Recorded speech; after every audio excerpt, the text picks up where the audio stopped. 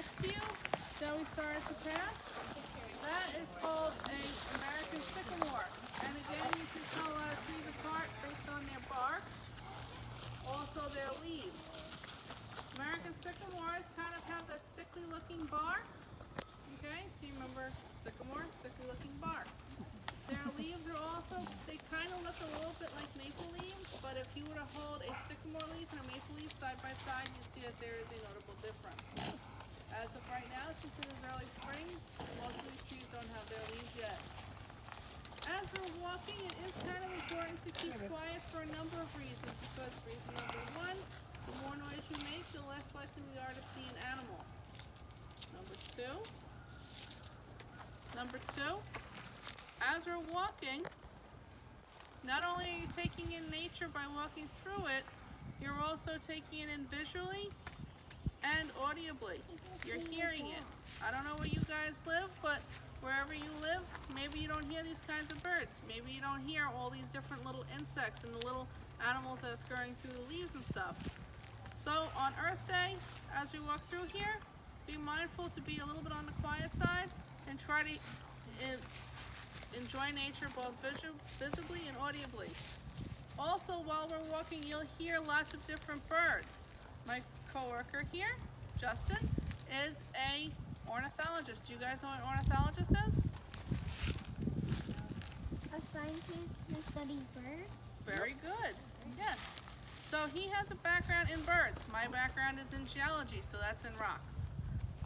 While we're walking through, if he hears an interesting bird or he sees an interesting bird, he's going to try to call it out for you guys and get you guys to see it. In order to make it a little bit easier to try to see the bird in all these trees, we're going to use a little bit of a trick. Especially the adults. Have you ever watched a movie where there's like a pilot and there's like a bogey on your six or something like that, and that means like the bad guy's right behind you? Okay? We're going to use that same kind of idea. So if you can picture yourself standing in the middle of a clock, 12 o'clock is in front of you, 6 o'clock is behind you, 3 is on this side, 9 is on this side, and the rest of the way for the clock. Okay? If it's something right in front of you, it's 12 o'clock. If it's really high, it's 12 o'clock high. If it's low, it's 12 o'clock low. Okay? So we're going to try to use that trick if we see an interesting bird to call out where it is so you know where to look. Okay? But Justin here will tell you one of the things about birding is that you can be like, oh, check out that bird, and by the time you look, it's gone.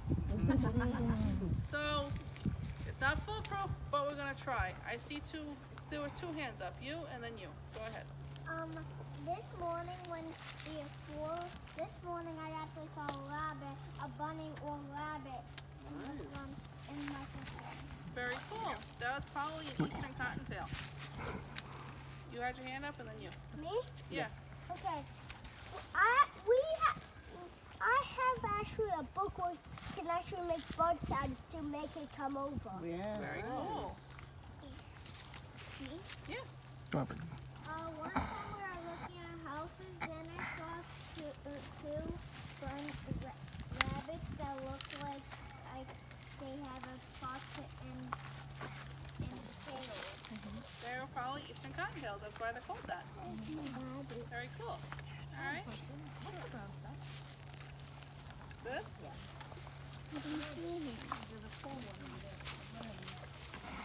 They're like little teapots. I'm not sure which tree exactly, but it is from one of the trees around here. It might be the sycamore, but I doubt it. Yep. Oh yeah, I remember doing this back in Lancaster, in the Black Rock Retreat in my school. The what? Black Rock Retreat in Lancaster. I remember doing all this, learning about the birds and stuff. Very cool. And it was learning about Christ and how he saves us, and then we did all the obstacles pertaining to that. Very cool. Okay. It's about the same thing. They also have a nature center.